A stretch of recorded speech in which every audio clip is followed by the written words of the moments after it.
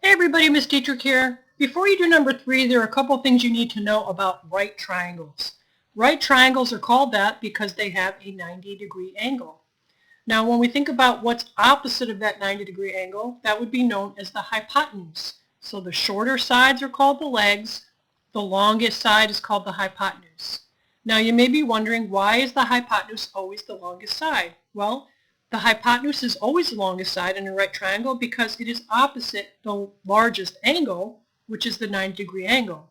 So here's just another example of a right triangle. Now they're talking about in question number 3, they're talking about the sides of a right triangle are 7, 24, and 25 inches. If we were to draw that, it might look something like this.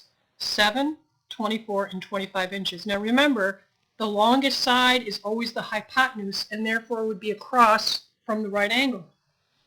That means that we need to substitute in the values as being the legs of this thing, or the base and the height, as 24 and 7. We won't need the hypotenuse because that's not forming the right angle.